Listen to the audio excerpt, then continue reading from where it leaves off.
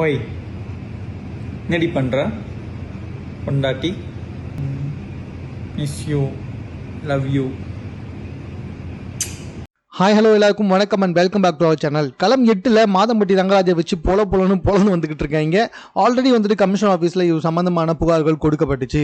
என்னை காதலித்து திருமணம் செஞ்சுக்கிட்டு 7 மாசமா கர்ப்பமாக்கிட்டு இப்போ என் கூட வாழ மாட்டேன் அப்படின்னு சொல்லிட்டு எஸ்கேப் ஆகி ஓட பார்க்குறாரு அப்படின்னு அவருடைய 2வது மனைவி ஜாய் சிசில்டா அவர்கள் சென்னை மாநகர காவல் நிலையத்தில் வந்துட்டு புகார் கொடுத்துருக்காங்க. மேலும் அது சம்பந்தமான ஆதாரங்களையும் சமர்ப்பித்திருக்காங்க. மேலும் அவங்களுடைய புகைப்படங்களும் சமூக வலைத்தளத்தில் ரொம்ப வைரல். கல்யாண புகைப்படம் மற்றும் வந்துட்டு ஹனிமூனுக்கு போனது அதெல்லாமே ரொம்ப வைரலாக வெளியிட்டிருக்காங்க.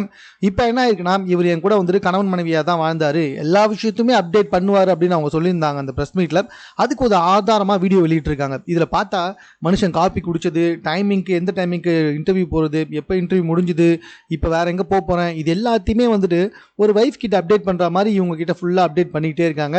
நடுவில் வந்துட்டு மானே தேனே அப்படின்ற மாதிரி, லவ் யூ மிஸ் யூ அப்படின்ற மாதிரி வந்துட்டு பேசியிருக்காரு. மேலும் சில பல உம்மாக்கள் வேற பறந்திருக்கிறது. இதெல்லாமே வீடியோவில் வந்துட்டு பேசியிருக்காரு.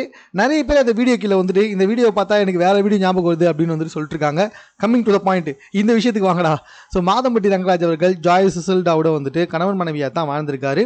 ஸோ முதல் மனைவிக்கு தெரியாமல் 2வது மனைவியை வந்துட்டு மெயின்டைன் பண்ணியிருக்காரு. இதை முதல் மனைவிக்கு தெரிஞ்சதுக்கு அப்புறமா வாழ மாட்டேன்னு சொன்னாரு அப்படின்னு சொல்லி பார்த்தீங்கன்னா அதான் கிடையாது.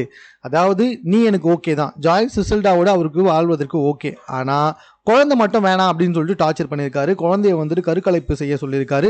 மேலும் பல முறை வந்துட்டு இது சம்மந்தமாக அவங்களுக்குள்ள பிரச்சனை வந்தப்போ அடித்தடிலாம் கூட வந்திருக்கான். பயங்கரமாக போட்டு அடிச்சிருக்காராம். அதுவும் அவங்க ப்ரெக்னெண்ட்டாக இருக்கும்போதே போட்டு அடின்னு அடிச்சிருக்காராம்.